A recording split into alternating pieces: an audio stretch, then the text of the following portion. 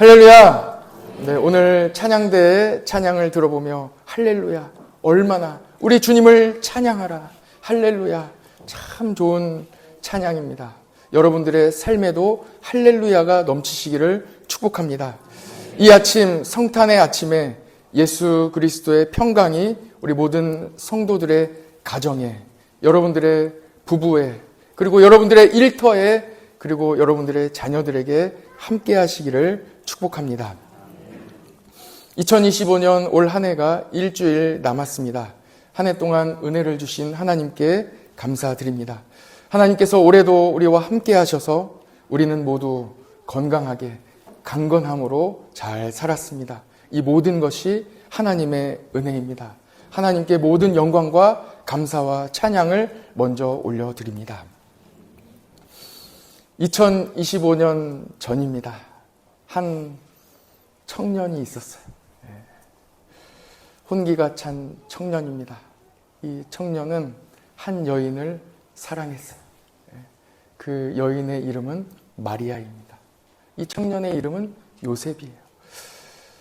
한 여인을 사랑한 이 청년이 너무나도 사랑했습니다. 아껴주고 늘 사랑한다고 이야기하고 늘 이렇게 좋은 시간을 갖고 있었습니다.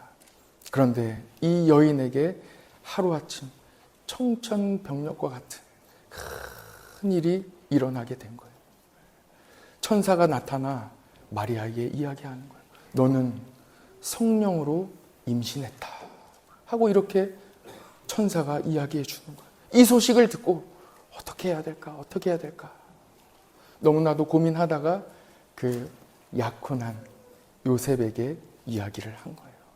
요셉이 그 이야기를 듣습니다. 너무나도 사랑한 나머지 이제 어떻게 해야 될까? 너무 고민하고 마음이 아픈 거예요. 어떻게 내 삶에 이런 일이 일어날 수 있을까? 다른 사람 같으면 이 일을 크게 만들어 망신을 줄 수도 있겠지요. 그러나 요셉은 마리아를 사랑했어요. 그래서 속으로 생각하는 거예요.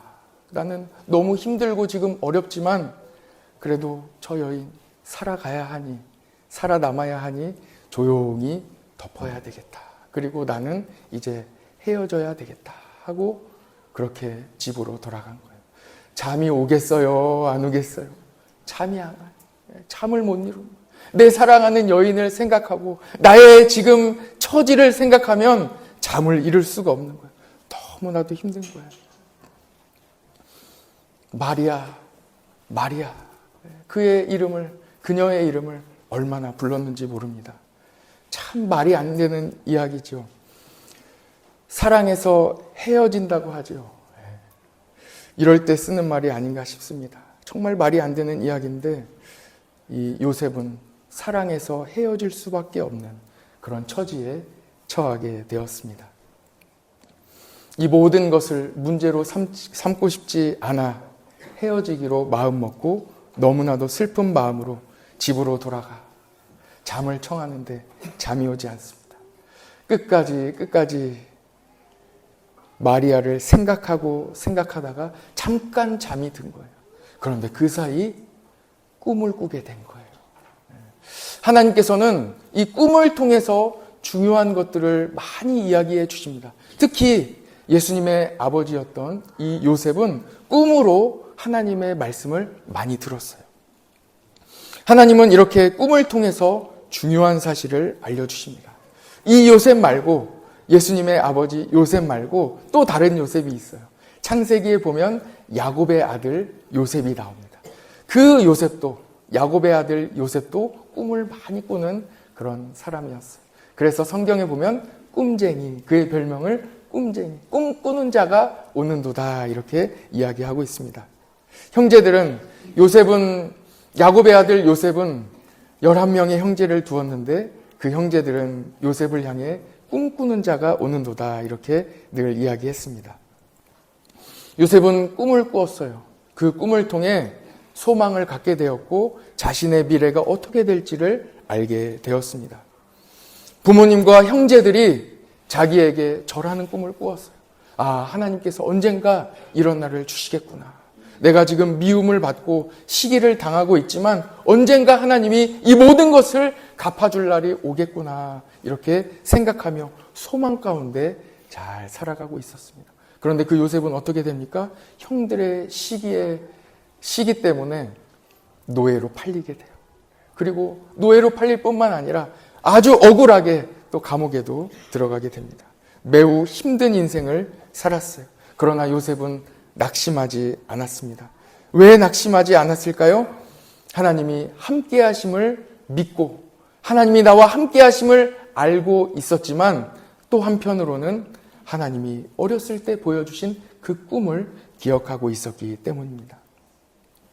정말로 요셉의 나중에는 예수님이 하나님이 이 요셉에게 보여주셨던 그 꿈대로 그대로 똑같은 장면이 일어나게 돼요. 요셉의 형제들이 살던 땅에 흉년이 들었습니다. 형제들은 양식을 찾아 애굽까지 찾아오는 거예요. 그때 요셉은 애굽의 총리였습니다. 애굽에는 먹을 것이 있었습니다.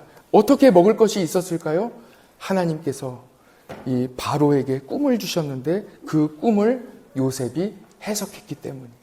그리고 그 모든 흉년을 대비할 수 있도록 하나님이 지혜를 주셨어요. 애굽 땅에는 먹을 것이 있었습니다. 그래서 가나안 땅에 살던 형제들이 먹을 것을 찾아 애굽 땅으로 갔습니다. 그리고 형제들이 총리인 요셉 앞에 머리를 조아리고 엎드리고 있는 거예요. 어렸을 때 요셉이 꾼 꿈 그대로 이루어진 것입니다. 하나님께서 꿈으로 요셉에게 알려주셨어요. 여러분, 예수 그리스도를 중심으로 살아가는 사람들, 믿음으로 살아가는 사람들에게는 하나님께서 미리 알려주세요. 그래서 예수님을 믿는 사람들은 다급하지 않다 하고 이렇게 말씀해 주셨습니다. 급하지 않은 삶을 살아가는 거예요. 예수님을 믿는 성도들에게는 대비할 수 있는 시간을 주시고 언제나 어떤 일을 당하든지 그 모든 것들을 잘 이길 수 있는 힘도 주시고 미리 준비할 시간을 주십니다. 이것이 바로 하나님의 큰 은혜입니다. 꿈에서도 우리 모든 성도들 예수님 만나는 은혜가 있으시기를 축복합니다. 다시 이제 마리아의 약혼남 요셉의 이야기로 다시 돌아가 봅시다. 마리아와 헤어지기 싫은데 사랑해서 헤어져야만 하는 이 요셉이 꿈을 꾼 거예요. 그 꿈 속에 천사가 나타났습니다. 요셉, 두려워하지 말고 마리아를 아내로 맞아들이세요. 마리아에게 생긴 아기는 성령님에게서 비롯된 것입니다. 마리아가 아들을 낳을 텐데 그 이름을 예수라고 하세요. 바로 그 아이가 그의 백성을 모든 죄에서 구원할 것입니다 하고 천사가 알려주는 거예요. 이 일은 모두 구약 성경에 이미 선지자들을 통하여 하나님께서 다 약속하셨던 것들입니다. 이사야 7장 14절에 보면 그러므로 주께서 친히 징조를 너희에게 주실 것이라. 보라, 처녀가 잉태하여 아들을 낳을 것이요 그의 이름을 임마누엘이라 하리라. 임마누엘은 하나님이 우리와 함께 하신다 하는 뜻입니다.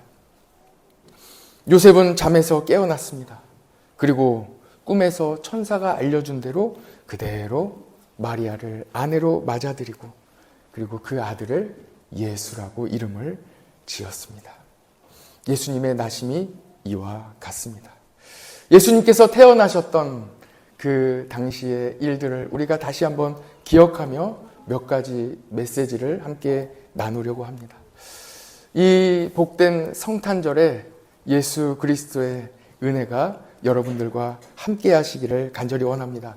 첫 번째 메시지입니다. 예수님은 가정으로 오셨어요. 예수님은 이 땅에 어떻게 오셨을까요? 예수님은 이 땅에 성인 남성으로 오실 수도 있고 여러 가지 방법으로 다 오실 수가 있어요. 그냥 오실 수도 있어요. 그러나 하나님은 독생자 아들 예수 그리스도를 요셉과 마리아의 가정으로 보내주셨어요. 여기에 큰 메시지가 있습니다. 복음의 메시지. 하나님은 언제나 우리 가족 모두를 구원해 주시는 거예요. 성경에 보면 너와 내 집이 구원을 받았느니라. 가정의 은혜를 주시는 거예요. 하나님은 아브라함을 부르셨습니다. 한 사람을 부르셨어요. 그러나 아브라함만 구원받은 게 아니에요.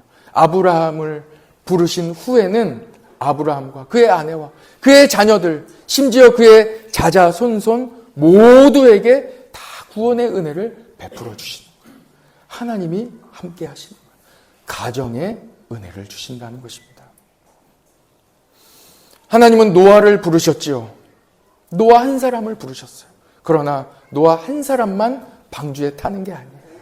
노아와 그의 아내, 그의 세 아들, 그리고 3명의 자부까지 8명의 식구가 다 방주에 타는 거예요. 모든 가정이 다 구원받는 거예요. 노아 한 사람을 부르심으로 말미암아 노아와 그의 가정 전체가 구원함을 받는 거예요. 가족 모두를 구원해 주시는 것입니다. 사도 바울이 예수 그리스도의 복음을 이 감옥에 있는 간수장에게 전했어요. 간수장이 예수님을 믿었어요. 그런데 성경에 보면 어떻게 나옵니까? 간수장과 그의 온 가족이 다 예수님을 믿었더라. 그와 그의 가정이 다 복음을 받아들였다고 이렇게 기록하고 있는 거예요. 그리고 그들은 복음을 받아들이고 다 세례를 받았습니다. 온 가족이 모두 구원함을 받았습니다. 복음은 한 사람에게 주시는 구원의 메시지일 뿐만 아니라 받아들이는 그와 그 가정 전체에게 주시는 하나님의 놀라운 구원의 능력이 있다는 것입니다.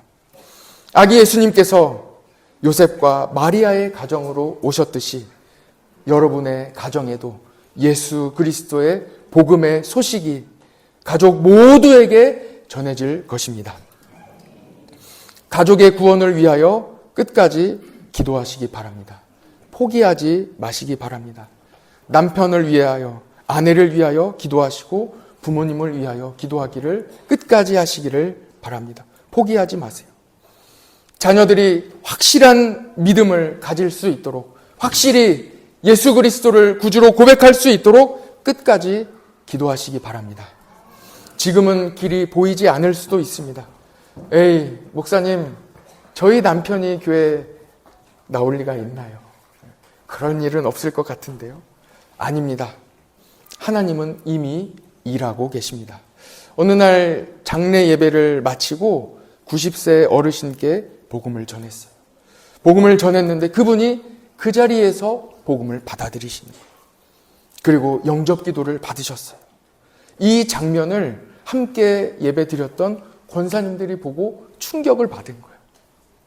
복음을 전했더니 받아들이는 거예요. 그래서 이 모든 권사님들이 충격을 받고 그날 돌아가서 자기 부모님들에게 다 전화한 거예요. 엄마, 아빠, 내가 예수님 믿는데 나 혼자 천국 가면 어떡해? 같이 천국 갑시다. 어머, 내가 지금 30년 동안 엄마를 위해서 기도하고 있어요. 아빠를 위해서 기도하고 있어요. 예수님 믿읍시다. 적극적으로 복음을 전하니 많은 분들이 이 복음을 받아들이게 됐어요. 그로부터 한 달 새에 5명이 넘는 많은 어르신들에게 이 병상 세례를 베푼 적도 있습니다. 여러분, 하나님께서 여러분들의 가정을 반드시 구원해 주십니다. 끝까지 기도하시고 복음을 전하시기 바랍니다. 예수님은 가정으로 오셨습니다. 성탄을 맞이한 이 기쁜 날, 우리의 가정의 소중함을 다시 한번 생각합시다. 어렵고 힘든 일이 있을수록 가정으로 돌아갑시다. 그리고 온 가족 모두 신앙생활 할 수 있도록 끝까지 기도하시기 바랍니다. 내년 2026년에는 교회가 가정이 믿음으로 더욱 세워질 수 있도록 여러 면에서 함께 기도하며 힘쓰려고 합니다. 몇 가지 계획을 먼저 말씀드리겠습니다. 먼저 새해가 되면 부모 교육을 시작하려고 합니다. 우리 교회가 기존에 해오던 마더와이즈, 파더와이즈 이 부모 교육을 시작합니다. 자녀들이 장성한 분들도 참여해야 합니다. 자녀들이 이미 결혼해서 그 손주가 있는 분들도 이 부모 교육에 참여해야 합니다. 내 자녀는 다 장성했는데요. 자녀가 목회자이고 장로님인 분들도 참여해야 합니다. 왜냐하면 자녀를 위한 기도는 계속되어야 하기 때문입니다. 기도하는 부모가 있다면 그 자녀들은 든든합니다. 넘어지지 않습니다. 아니요, 넘어져도 다시 일어납니다. 그 일이 어떻게 일어나겠습니까? 기도하는 부모님이 있을 때 이 일이 일어나게 되는 것입니다. 두 번째, 우리 주일 일부 예배를 온가족 참여 예배로 만들어 가려고 합니다. 이 귀한 믿음, 여러분들이 가지고 계신 이 귀한 신앙을 자녀들에게 어떻게 전할 수 있을까요? 목사인 저도 자녀에게 신앙을 전하기는 쉽지 않습니다. 어렵습니다. 세상 프로그램이 너무 시각화되고 잘 되어 있기 때문입니다. 자녀들을 다 빼앗겼어요. 예전에는 이 텔레비전을 보고 바보상자라고 불렀어요. 그런데 지금은 핸드폰이 그 이상입니다. 지금 핸드폰에 다 뺏겼어요.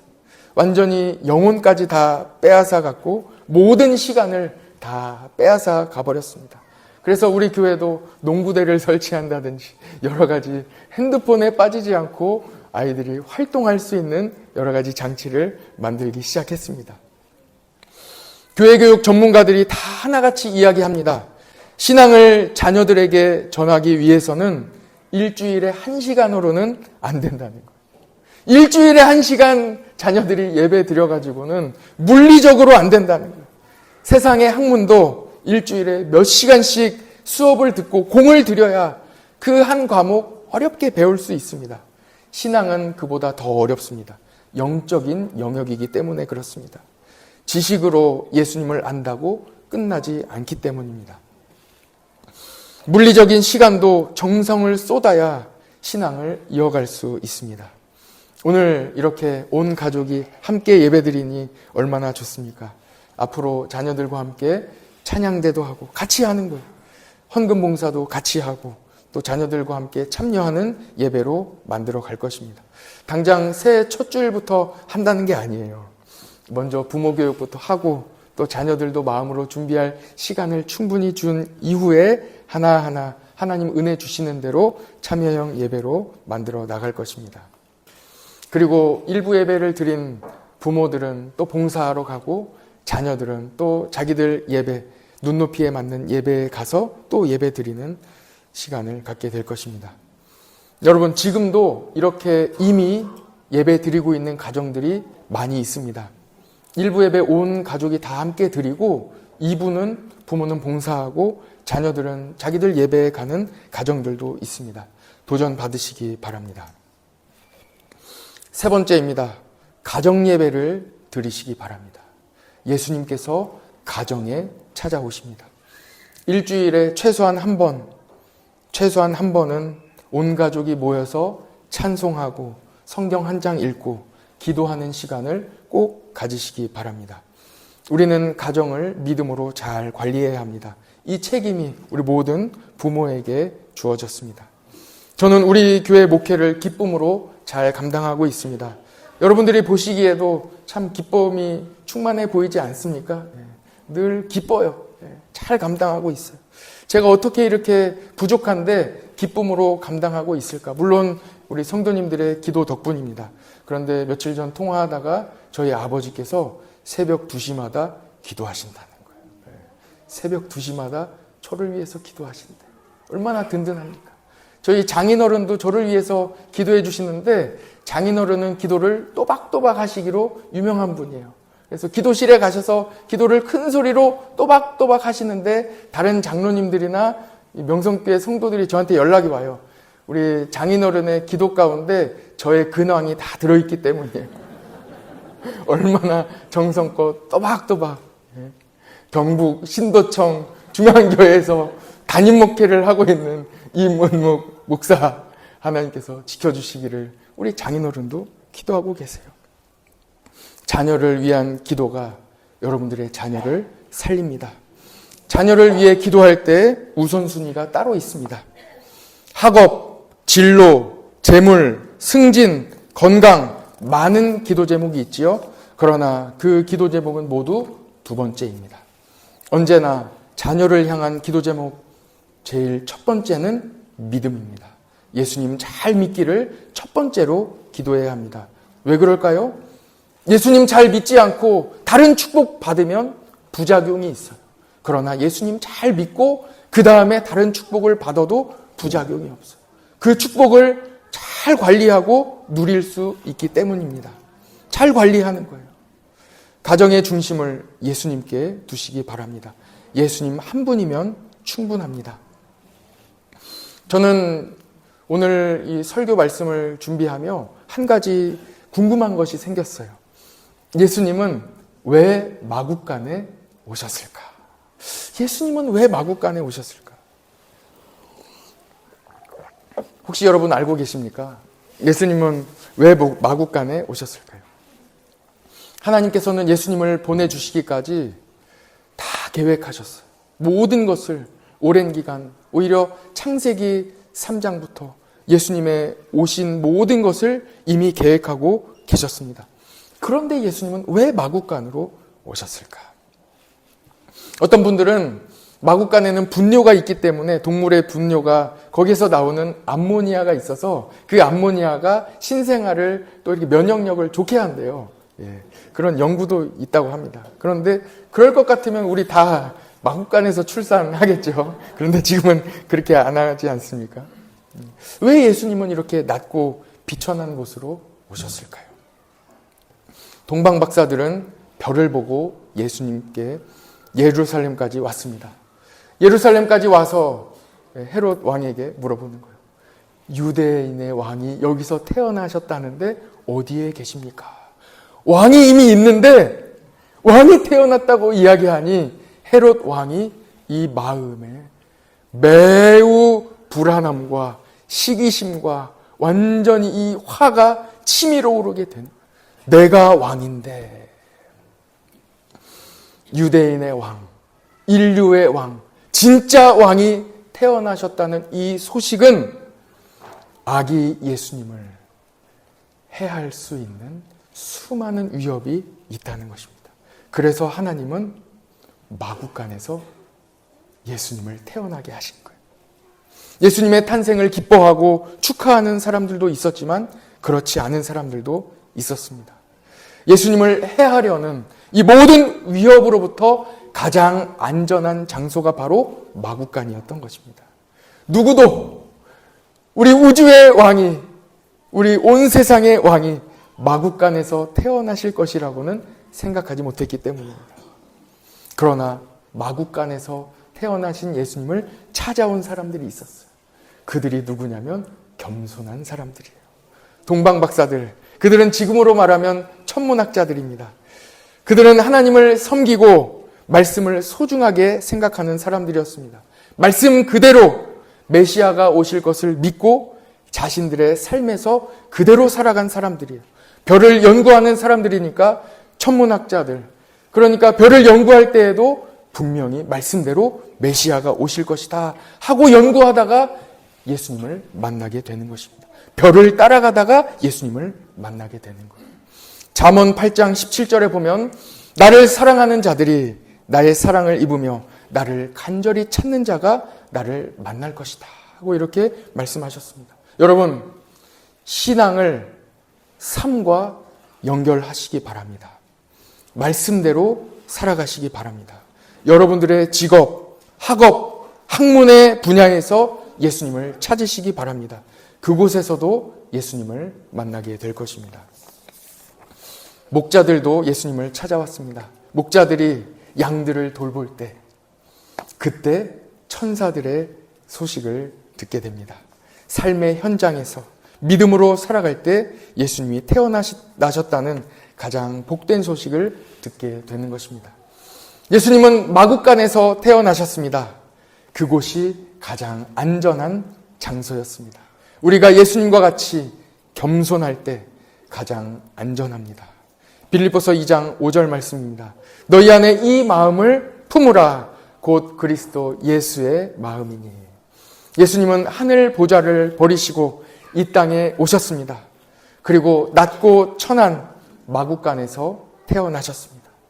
예수님과 같이 겸손할 때 가장 안전합니다. 빌립보서 2장 8절 말씀입니다. 사람의 모양으로 나타나사 자기를 낮추시고 죽기까지 복종하셨으니 곧 십자가에 죽으심이라. 그리고 예수님이 우리를 살려주셨습니다. 오늘 마지막 메시지는 요한 3서 2절의 말씀입니다. 사랑하는 자여 내 영혼이 잘됨같이 내가 범사에 잘되고 강건하기를 내가 간구하노라. 이런 찬양도 있어요. 사랑하는 자여 내 영혼이 잘됨같이 내가 범사에 잘되고 강건하기를 나 간구하네. 이런 찬양도 있어요. 우리 하나님께서 여러분들에게 가장 원하시는 것, 여러분들이 강건하기를 원하십니다. 잘 되기를 원하시는 거예요. 이것이 여러분들을 향한 예수님의 마음입니다. 예수님께서 생명의 위협을 받으며 마치 첩보 영화와 같이 간발의 차이로 피해 다니시면서 그 생명을 이어가셨어요. 그렇게 이 땅에 오신 이유는 어디에 있습니까? 여러분들을 살려주시려고. 그리고 구원받은 우리 성도들이 범사에 잘되고 강건하기를 원하시며 예수님께서 이 땅에 오셨습니다. 그러므로 사랑하는 성도 여러분, 여러분들의 영혼이 잘됨같이 범사가 잘되고 강건할 것입니다. 이것이 하나님의 가장 큰 기쁨이라고 오늘 요한 3서에 말씀하고 있습니다. 더 큰 기쁨이 없도다. 우리에게는 예수님이 이 땅에 오신 오늘이 가장 기쁜 날이지요. 그것과 같이 하나님께는 여러분들이 잘 되는 것, 여러분들이 범사에 잘 되고 강건한 것이 하나님의 가장 큰 기쁨임을 기억하시기 바랍니다. 이 복된 성탄의 기쁜 날, 여러분들의 영혼이 잘됨같이 여러분들의 가정에 하나님의 축복이, 여러분들의 부모님과 자녀들에게 강건함의 축복이, 우리 온 교회와 성도들에게 예수 그리스도의 평강이 함께 하시기를 축복합니다. 기도하겠습니다.